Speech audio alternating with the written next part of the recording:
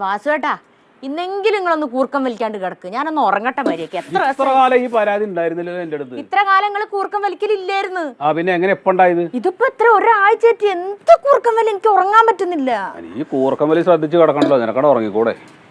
ഞാനിപ്പോ നിങ്ങള് കൂർക്കം വലിക്കുന്നത് ശ്രദ്ധിച്ച് കിടന്നിട്ടാന്നല്ലേ.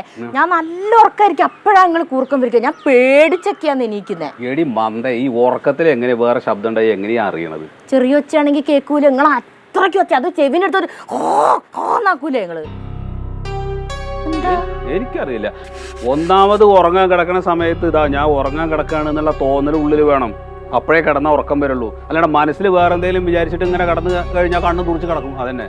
ഇപ്പൊ നിങ്ങള് കൂർക്കം വലിച്ചതിന് കുറ്റങ്ങൾ എന്നെയാണോ പറയുന്നത്? ഞാൻ ഉറങ്ങാൻ കിടക്കുമ്പോ ഉറങ്ങാൻ കിടക്കാന്ന് വെച്ചിട്ട് എന്നെയാ കിടക്കല്?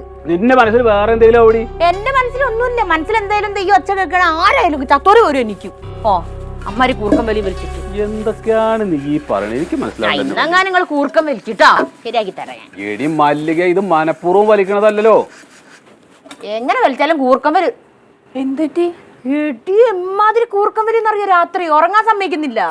2 ദിവസമായി തരാം ഓള് ഉറങ്ങിയിട്ട്. 2 ഒന്നല്ല 3-4 ദിവസമായി. ശരിക്കും എന്താ ഇല്ലാത്ത ഓരോന്ന് പറഞ്ഞോണ്ടിരിക്കുകയാണേ. ഞാൻ വെറുതെ അങ്ങനെ വാസോട്ട് ഇത്രയും കാലം ഞാൻ എന്നോട് പറഞ്ഞിരിക്കും ഇങ്ങനെ കൂർക്കം വലി ഉണ്ടെന്ന്. ഒരാഴ്ചയായിട്ട് നിർത്താണ്ട് കൂർക്കം വലിക്കുക. ഞാൻ ഉറങ്ങിയിട്ടില്ല. ഉറങ്ങാൻ പറ്റാത്തത്ര കൂർക്കം വലിയോ? വെറുതെ പറയാണെന്നേ. അല്ല ഇനിയിപ്പോ കെട്ടിയോനെ മാറ്റാൻ വല്ല ഉദ്ദേശമുണ്ടോ നിനക്കല്ല? അങ്ങനെ ഉണ്ടെങ്കിൽ അത് പറഞ്ഞു. അങ്ങനെയാണെങ്കിൽ വേറെ എന്തൊക്കെ കാരണം പറയാനുണ്ട്? വെറുതെ കൂർക്കം വലിനെ പറയണം. വേറെന്താ കാരണം? വേറെ ഒരു കാരണം പറ നീ. അല്ല ഒരു കാരണം പറയും. പേരിൽ നിങ്ങൾ വെറുതെ വഴക്കൂടണ്ട.